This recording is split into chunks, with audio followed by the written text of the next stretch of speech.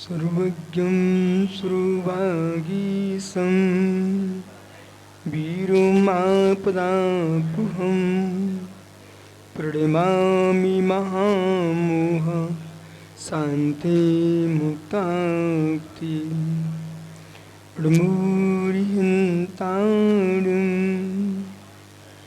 प्रमु सिद्धारं नमो आर्याणं नमो छायारं नमो लोय सौविसाहुरम। अनंत अनंत परम सिद्ध भगवानी की, एक जड़वान शांतिनाथ स्वामी की, एक जड़वान महावीर स्वामी की, परम पूज्य आचार्य भगवान शिवकोटि स्वामी की, परम पूज्य आचार्य रविराग सागर मुनि महाराज की, अहिंसामय विश्व धर्म की।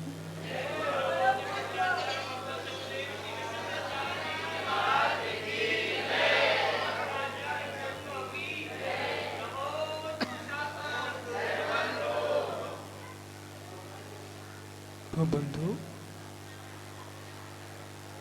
अंतिम तीर्थेश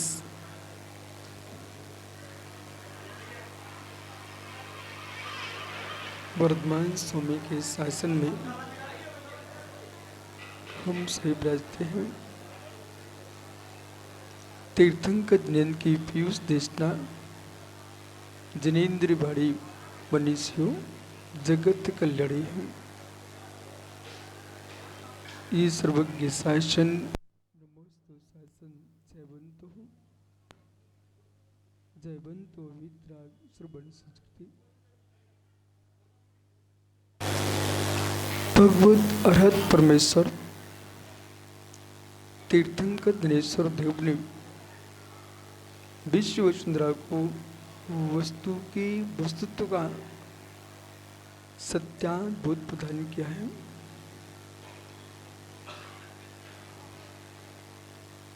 जीवन में आनंद चाहिए है, सुख चाहिए है और शांति चाहिए है। जिन स्थानों पर तुम सुख और शांति की खोज कर रहे हो, उन स्थानों से अपने आप को पृथक कर लीजिए। और जीवन में आवश्यकता किसी वस्तु की है, वह अनिवार्य अंग है गंभीरता।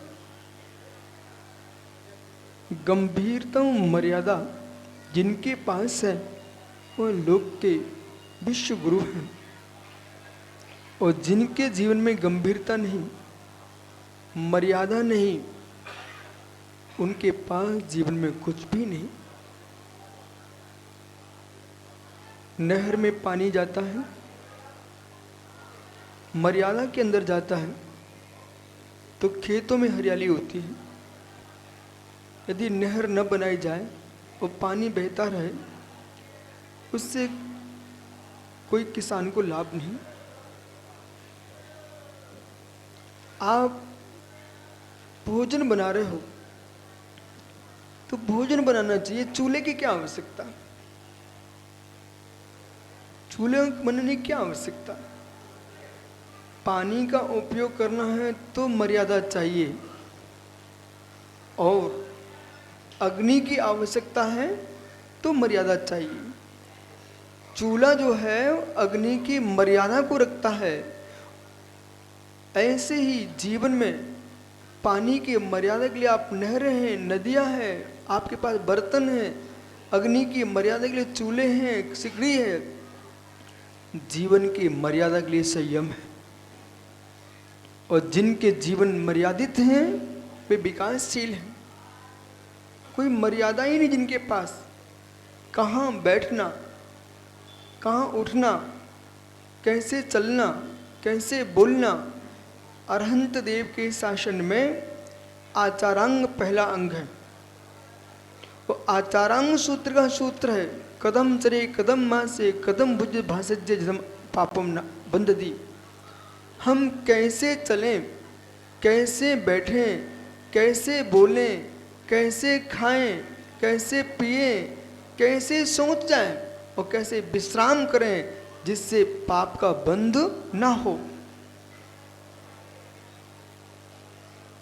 निर्जरा स्थान तुम्हारे पास बहुत है, बंद स्थान से बच गया तो निर्जरा स्थान है।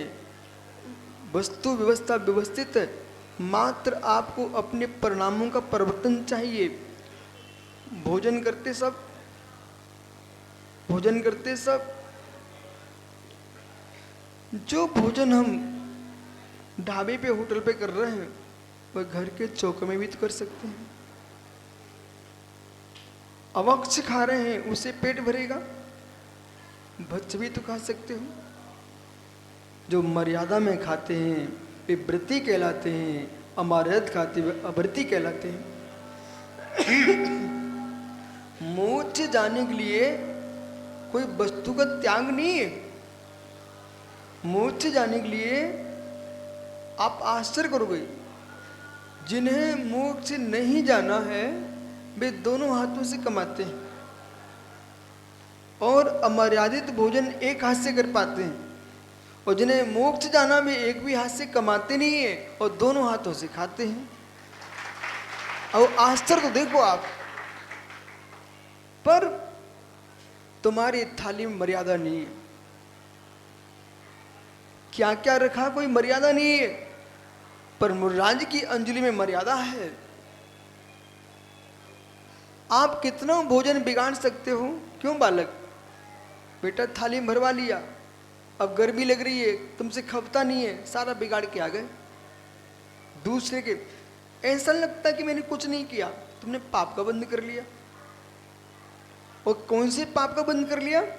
महात्मा रवि अंतराय कर्म का बंद किया आपने। एक एक दाने को तरसता हुआ आदमी, बोले कैसा, थाली भरवा लिया पूरी, ठीक है, और जरा सा जूठा किया और छोड़ के भग गया। अब तेरा जूठन कौन खाएगा? सामने भूखे आदमी बैठे हुए थे, उनके भोजन में तुमने अंतरा डाल दिया। जो थाली का छोड़ के भागते हैं वे पाप आश्रव करते हैं, अंतराय का बंद करते हैं। कुछ ऐसे लोग हैं मालूम, ये बाबू जैसे। शादी हो गई क्या? शादी हो गई भैया? शादी नहीं हुई अभी? अच्छा, आपकी शादी हो गई? अच्छा, ससुराल गई कभी? हैं? ससुराल गए हैं। यदि सासू माँ ने प्लेट में मीठा रखा, नमकीन रखी, आपने क्या किया? 2 दाने उठाए और छोड़ के भगाए। बड़े वीआईपी बन रहे थे, पर सासू विचित्र होती ना। यदि सारा खाए तो क्या कैसा भुकेड़ा आया, सब खा गया। तो आप उनसे पहले पूछना, जो भी ससुराल जाए ये पूछना, ये मुझे आपने देखने के लिए रखे हुए कि खाने के लिए रखे हुए हैं? ये देखने के लिए रखे हुए हैं तो हमने देख लिया, तुम ले जाओ वापस। और खाने के लिए रखे हैं तुम पूरा खाएंगे, छोड़ेंगे नहीं, जूठन छोड़ के नहीं जाना, हमारे गुरु ने प्रतिज्ञा दिलाई है। कुछ त्यागी भी ऐसे हो जाते हैं, लेना सब कुछ है पर बार बार छोड़ देते, परेशान करते। तो ये दीदियां परेशान होती फिर। ओहो, यानी यदि नहीं लेना तो नहीं लेना, और लेना है। अब समझो आगम कितना गंभीर है कि आपको लगता था मैंने कोई पाप ही नहीं किया, मैं दरिद्री कैसे हो गया। तुमने कोई पाप नहीं किया तो दरिद्री कैसे हो गई फिर आप?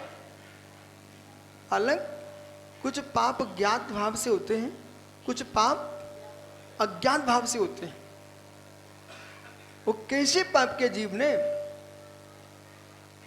कि भोजन की थाली पे बैठे, बेमर्यादित रखवा लिया, फिर जूठा किया, छोड़ के चल दिए, उसमें आके चींटी गिर के मरी, मक्खियां बैठी, उनके पंख पड़े, वो मर गई। सो जैसे शिकारी जंगल में जाल फैलाता है, आपने जूठन की थाली एक जाल है, उसको फैला दिया, उसमें कोटि कोटि जीव मरेंगे और सम्मूर्जन जीव होंगे। वो हिंसा का पाप लगना है नियम से, चाहे तुम ब्रह्मचारी हो, चाहे तुम सामान्य ग्रस्त हो, चाहे कोई भी हो, आपको पाप का बंध होगा। इसके उपरांत तुमने क्या किया? जूठन छोड़ दिया। किसी घर में एक बाल्टी पानी है, वो आप जाकर के, सुनो भाई, सुनो ब्रह्मचारियों, एक बाल्टी पानी ही मात सोले का कुएं का, वो आपने जाकर के उस बाल्टी में हाथ डाल करके धो लिए। कितना पागलपन! एक मुनिराज को पानी चलने वाला था वो, आपने दिगंबर मुनि के आहार में अंतराय डालत में पाप का बंध हो गया।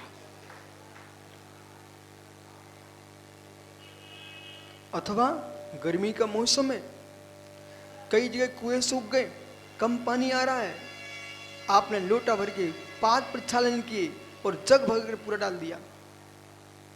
एक गिलास में लेना चाहिए था। मर्यादा, ग्रंथ कह रहा मर्यादा। फिर इतनी नहीं किया, मंदिर में अभिषेक का पानी रखा था, आपने कलश में हाथ डाल दिया, पूरा पानी अशुद्ध कर दिया। तीर्थंकर के अभिषेक में तुमने अंतराय किया। सुनते जाना, अभी समझ में आ रहा है ना? बहुत समझ में आ रहा है। फिर आपने क्या किया? दूसरे प्रकार का आदमी था भैया, तुम्हारा पड़ोसी था बच्चा, उसने देखा आज तो मामा के घर आया हूं, मामी के हाथे को रसगुल्ला खाऊंगा, और इतना खाना खा गया, इतना खाना खा गया, तो 4 आदमी का खा गया वो। और छोटू जैसे लोग खड़े हों, वो बेचारा झांक रहा था, एक आध छोड़ दे तो मुझे मिल जाएगा, एक आध छोड़ दे मुझे भी मिल जाएगा। उसने 4 आदमी का भोजन कर लिया। चलो कोई बात नहीं है। इधर रवि जैसे ब्रह्मचारी परोस रहे थे, पर इन्हें इतना विवेक नहीं था कि 4 आदमी का सामान हम एक को दे रहे हैं, इनको शेष भूखे मर जाएंगे, कोई बात नहीं खा लेने दो। बेमर्यादा खा गया। और जैसे मनीष बाहर निकला, अब पेट पे हार फेंक, बमन बमन उल्टी कर रहा है, तो जितने लोग देख रहे हैं उन्हें गिलानी हो रही है, तो उसके निर्विषक अंग का पालन भंग हो रहा है। मर्यादा नष्ट की तुमने। इसके बाद जितनी जमीन पर तुमने बमन किया, उसका मार्जन किया था क्या? नहीं किया ना। उस जमीन पर जितने जीव थे उनकी हिंसा का दोष तुमको लगेगा। इसके उपरांत अभी रुकिए, और जैसे तुमने बमन करके बाहर निकले, धूल भी नहीं डाल गए, मिट्टी भी नहीं डाल गए, उसकी गंध मार रहा है चारों तरफ, जितने लोग वहां से निकल रहे हैं बेचारों गिलानी आ रही है, सबके नाक सिकोड़ने में तुम निमित्त बने हो, तुम्हें पाप का बंध होगा। इतना ही अभी ठहरिए। फिर उस बमन में मक्खियां आई, चींटियां आई, बड़े बड़े जीव आकर के उसमें चिपक के मर गए। कहीं थूक दिया, खकार दिया, छिक्किड़वा, जम्बिड़वा, हे मित्र, सिंघाड़वा, सब आगम में सूत्र लिखे रखे हुए हैं कि आपने सोच के, बालक ये लोग क्या सोचते मुझे भगवान बनना है, और सम्यक दर्शन ज्ञान चारित्राणी मोक्ष मार्ग। ठीक है बेटा, इतना ने पढ़ के रखा सबने, पर इन्हें ये मालूम नहीं है कि सम्यक दर्शन ज्ञान चारित्राणी मोक्ष मार्ग, इस सूत्र के पढ़ने से मोक्ष किसी को नहीं मिलने वाला। क्या नाम भैया? सुबित, यहां पर तुम्हारी माँ बैठी क्या? तो अपनी माँ को पहले चरण छू के आओ, फिर उसे धीरे से पूछने, माँ हलवा कैसे बनता है, इतना पूछ के आओ। ओहो, अरे उनका हलवा का पता नहीं है। तो कोई दूसरी को अपनी माँ बना लो, उसे पता पूछ।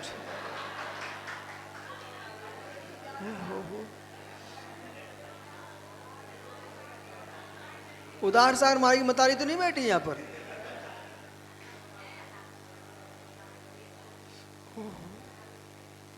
हलवा संज्ञा एक है, बराबर। हलवा शब्द एक है। जल्दी आ बेटा।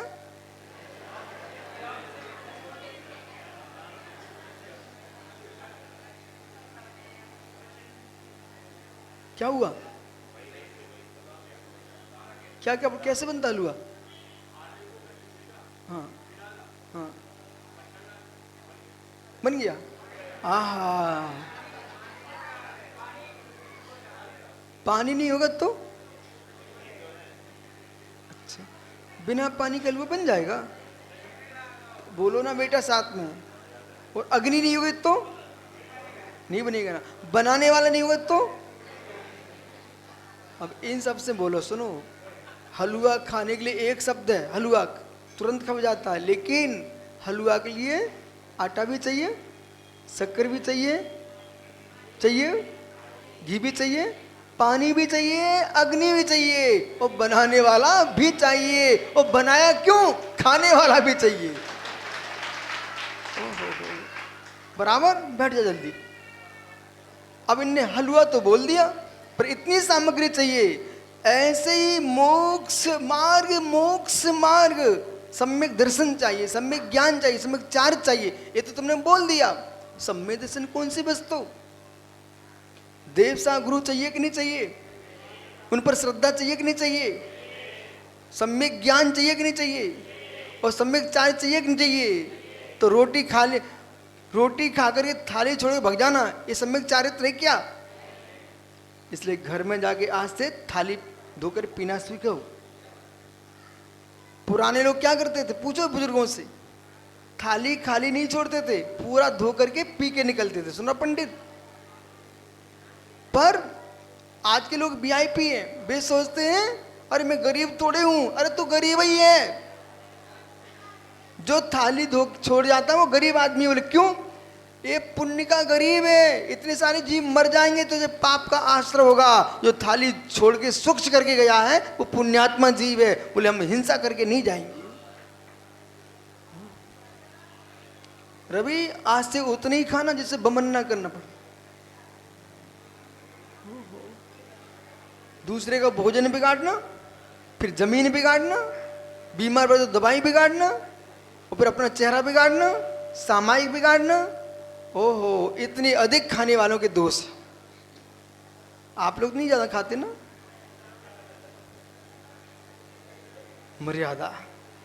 मर्यादा में खाओगे तो पेट पिरा रहा हूं माओ, पेट पिरा रहा हूं माओ। दुनिया में हंसी करवा रहा हूं अपनी, पेट पिरा रहा हूं। बोले काय पिरा रहा हूं पेट तुम्हारा? आकाश बोले पेट पिरा रहा, तो क्यों पिरा रहा? दुनिया समझ गई। भोजन दूसरा का हो सकता, पेट तो तेरा था ना भाई। प्रमाण की प्रमाणिकता का बोध व्यवहार से होता है। जिसका पेट पिरा रहा है अवश्य ज्यादा खा के आया है। क्यों बालक, बराबर है कि नहीं? हाँ, अब तुम पिराएगा भी तो किसी बोलने नहीं जाओगे। बोले अपनी हंसी हो जाएगी। बोले पेट पिरा रहा है। ओहो, अधिक खाओगे तो पेट पिरा नहीं है, मर्यादा से खाओगे तो क्यों पिराएगा? मर्यादा। ओहो, झगड़ा क्यों होता बेटा? सबसे ज्यादा झगड़ा होता है बालक। ओ तेरी माँ हलवा तो बनाना नहीं जानती, ते पूछ क्या लड़ना जानती क्या?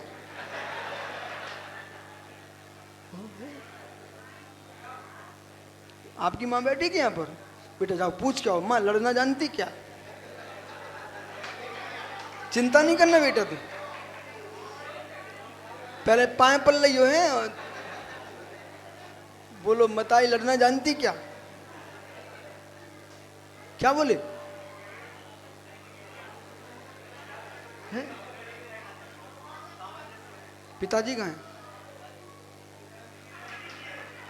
आए क्या? तो बेटा घर जाके पिताजी से पूछना। बोले माँ सभा में झूठ बोल रही थी कि सही बोल रही थी? वो कह रही थी मैं लड़ने ही नहीं जानती हूँ। और ये तो तुम क्यों बात मान ली क्या अपने माँ की? तुमने पिताजी पे चिल्लाते नहीं देखा क्या कभी उसको? तो फिर पूछो। ओहो देख लो बेटा तेरी मतारी क्या बोले, लड़ना नहीं जानते हम। लेकिन सत्य है, सार इतना भैया, माँ से जो लड़ाई होती क्यों है? महाभारत क्यों हुआ? महाभारत क्यों हो गया भैया? मात्र द्रौपदी ने ना बोला था अंधों के अंधे ही होते हैं, बिना मर्यादा के बोला सो तलवारें चल गई। इसलिए माताओं से बोलो कभी हमारे पिताजी आपको डांटेंगे नहीं, कभी भाई बंधु डांटेंगे नहीं। तेरी भाभियां तो कहते मेरे भाई कभी नहीं डांटेंगे, माँ हो तो कहते माँ कभी नहीं डांटेंगे मेरे पिताजी, लेकिन तुम मर्यादा के साथ बोलना। बैठ जाओ यहीं पर, सबकी हकीकत बता दे रहा हूं मैं बेटा। हो। जितने युद्ध हुए क्यों हुए? कोई व्यक्ति आपसे कहे चुप, इसका मतलब क्या हुआ भोपाली? बिना मर्यादा के बोले हैं इसलिए चुप सुनना पड़ा। और कोई कहता उठ यहां से उठ, इसका मतलब क्या हुआ? अपन को ध्यान रखना चाहिए, जहां त्यागियों को बैठना है तो वहां त्यागी बैठो, मेहमानों को बैठेंगे तो मेहमानों को बिठाइए। और आप घुसने की जिनकी आदत होती ना, वे सब जगह ठुकते बेचारे। कुछ ऐसे विचित्र लोग होते हैं प्रणव सागरी, उनकी आदत ही घुसने की होती है, और फिर चेहरा बनाएंगे, बोले मुझे ही डांट क्यों पड़ती है, तुझे डांट क्यों नहीं पड़ी, तू बेमर्यादा घुसता ना तो डांट पड़ेगी। मंदिर भी जाओ तो समय नियत है, जब मंदिर बंद होने का समय हो रहा है, अब तो मंदिर आ गए और माली से क्या बोल रहे हो, तुझे पाप पड़ेगा, तू दर्शन नहीं करने दे रहा है, अभी तुम्हें पाप दिख रहा है, बेचारा बंद नहीं करेगा, कहीं टाला कोई घुस गया फिर तुम माली को मारने खड़े हो जाओगे, बोले तुम क्या कर रहे थे? तो कम से कम आपको अपनी मर्यादा में आना चाहिए ना समय पर। अभिषेक का समय नियत किया था समाज ने, तुम पहुंच नहीं पाए, अब तुम चिल्ला रहे युद्ध कर रहे, बोले क्या हुआ? बोलिए हमें अभिषेक नहीं करने थे। भैया उनने कब मना किया था? समय पे आ जाया करो। बेमर्यादा बेटा सुन, अपने पिता से ही बात कर तो मर्यादा में करना, माँ से बात करो मर्यादा में करना, गुरुओं के पास हंसी मजाक कुछ नहीं, मर्यादा में करना। ऐसा नहीं है जैसे ब्रह्मचारी लोग बैठे हुए हैं, इनको इतनी दूरी से गुरुओं से रहना चाहिए जितने घर में रहते हैं। क्या नाम आपका? हाँ संस्कार ना भैया का संस्कार। भैया ये बताइए आप, अग्नि पर रोटी न रखी जाए तो खाने योग्य है क्या? है? आटे ही रहेगा। वाह कितना ज्ञानी बच्चा है।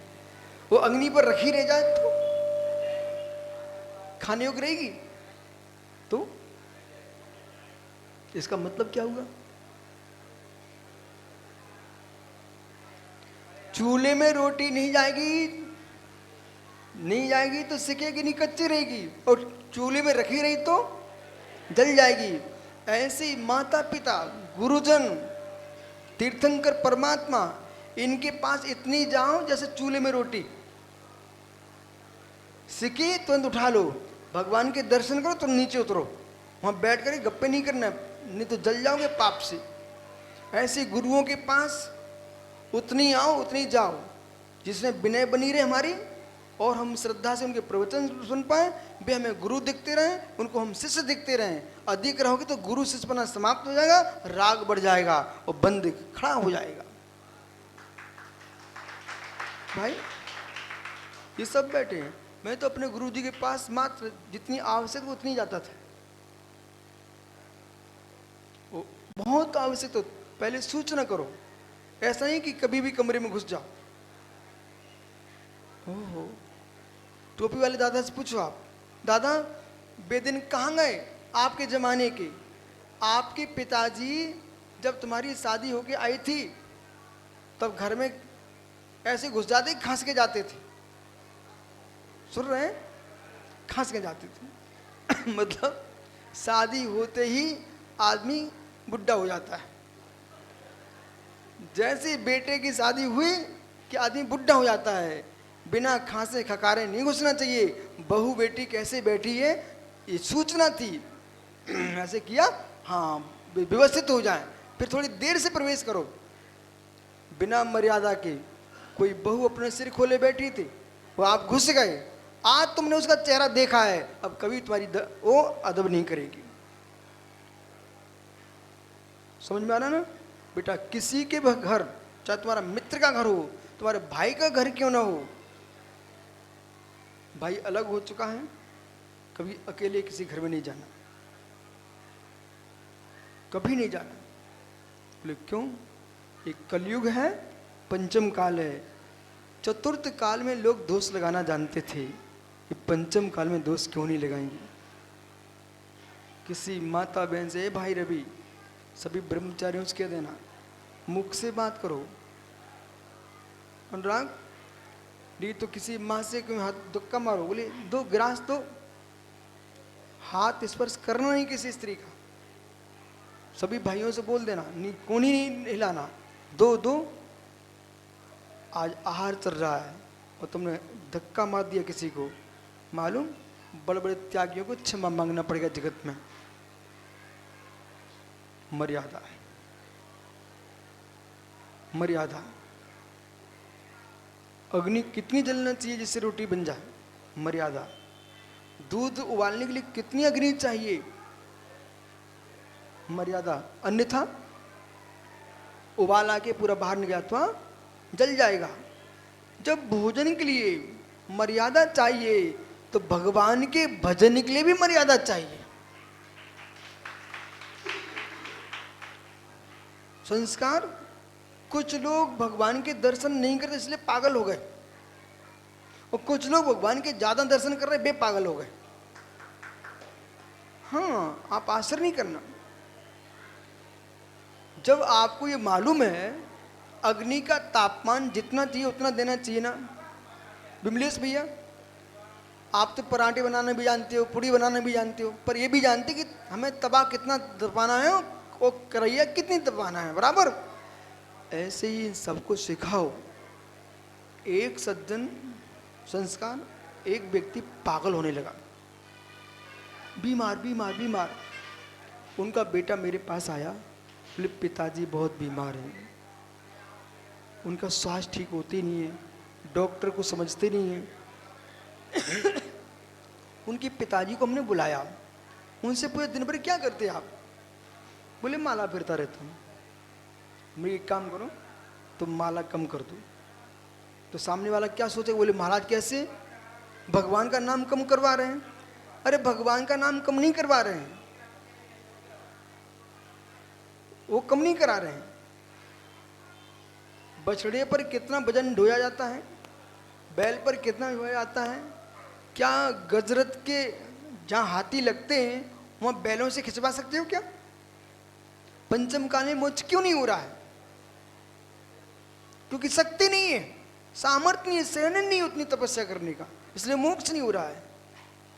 बिजली तुम्हारे पास है, घर में ये बिजली चल रही ना आपके, आकाश इस बिजली से ट्रेन चल सकती क्या?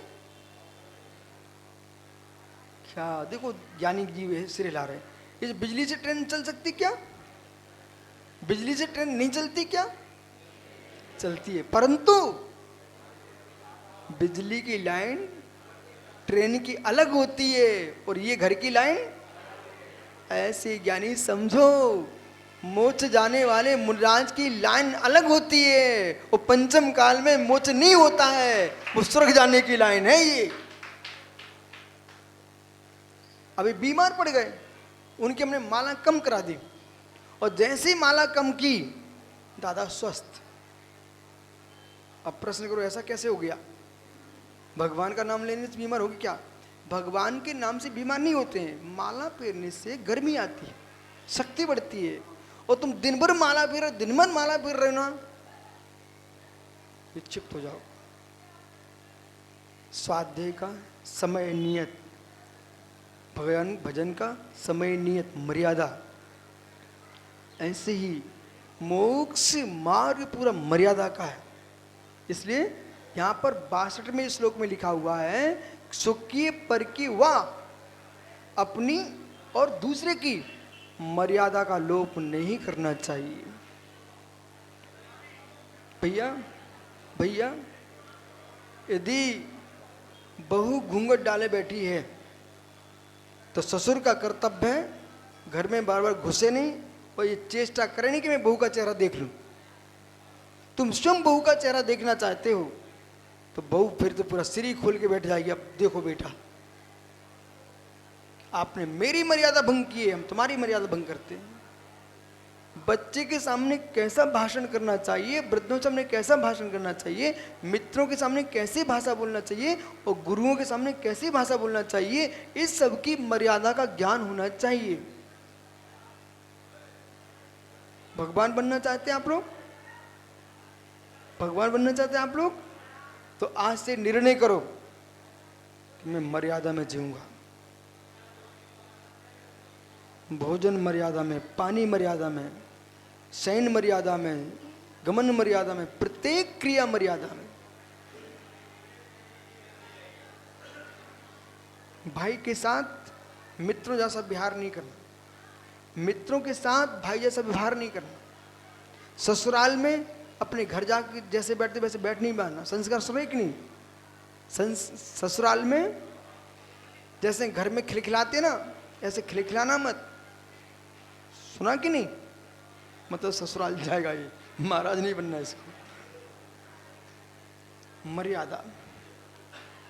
लोग जैसे मुर्दास है, ठीक है ना, हे सो भी उच्च स्थान ग्रहण कीजिए, तो आपने उनको उच्च स्थान दिया कि नहीं दिया महाराज को? बराबर। अब कोई महाराज ही सोचने नहीं है, हमको तो वहीं बैठना है, हमें अहंकार नहीं है, हम तो सब सामान बैठते हैं। अहंकार नहीं है पर आपकी मर्यादा तो है। वो जाकर के उस बच्चे के साथ बैठ गए, दोबारा वो कभी पाटा नहीं लगाएगा। बोले क्या कहेगा? महाराज हमारे साथ बैठ जा। अब एक दिन लगी सभा, बड़े बड़े लोग उनके भक्त आए, महाराज बैठे, अब खड़े तो संशय क्या, आओ महाराज जी बैठो। तब फिर महाराज वो ये क्या हो गया? अपने स्थान पर ही बैठना चाहिए, दूसरे के स्थान पर नहीं बैठना। पहले मालूम कर लो ये स्थान किसका है, बैठने का स्थान, विश्राम का स्थान। ये सब व्यवहार की बाहर की मर्यादा। अब परिणामों से मिलो, कसायक भाव कितना करना है उसकी मर्यादा करो। अहंकार कितना है,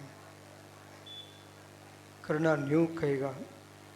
निदत्ति निकाचे जैसे कर्म का बंध होता है देवसा गुरु की मर्यादा भंग करने पर। भैया संस्कार, एक दिन तुम पिता पर गुस्सा करके देखना, और जैसे आप ठंडे हो जाएंगे बेटा, 24 घंटे तुम्हारा मन नहीं लगेगा। जो एक श्रद्धे संबंध पिता का था वो नष्ट हो गया। ये लोग सोच रहे होंगे कि आप अपने गुरु कमरे में ज़्यादा क्यों नहीं जाते थे। हमने गुरु को गुरु देखा सो ठीक है, हमने तो अपने गुरु को भगवान का रूप देखा, और जिसे हमने भगवान का रूप देखा हो, अब मैं उसमें कोई दूसरा रूप देखना पसंद नहीं करती। जो आनंद है, जो आनंद है मात्र श्रद्धा में है, मात्र श्रद्धा में, विश्वास में है। बेटा सब कुछ नष्ट हो जाए, सब टूट जाए, फूट जाए, नष्ट हो जाए, पर हे प्रभु मेरे जीवन की आस्था न टूट पाए।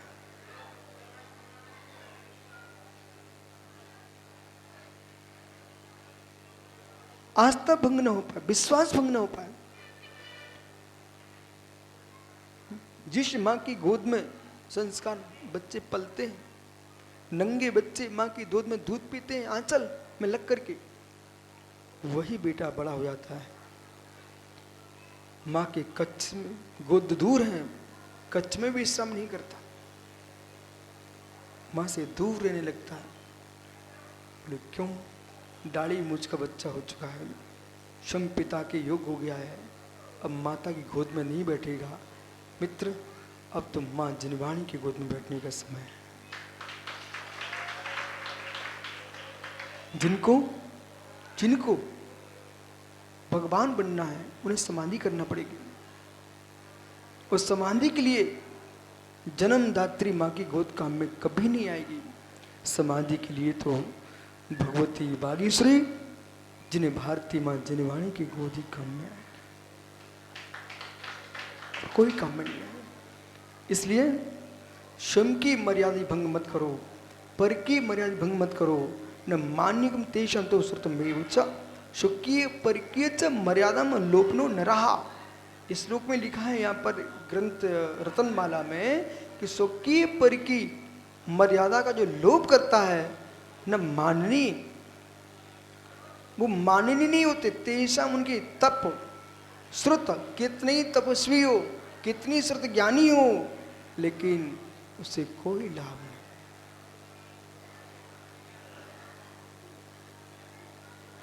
बेटा संस्कार तुम दोनों से मैं कह रहा हूं, ग्रस्त बन के रहना है तो माता पिता गुरुओं की विनय रखना, जिन धर्म के बाहर नहीं जाना, उस स्थान पे पानी पीने मत जाना जो पानी बदनाम हो, जहाँ लिखा हो मांसाहार शाकाहार। बेटा नल का पानी पी लेना, हेडपंप पे जाके पी के आ जाना, कुएं में पी के आ जाना, लेकिन मांसाहारी स्थान पर पानी पीने नहीं जाना।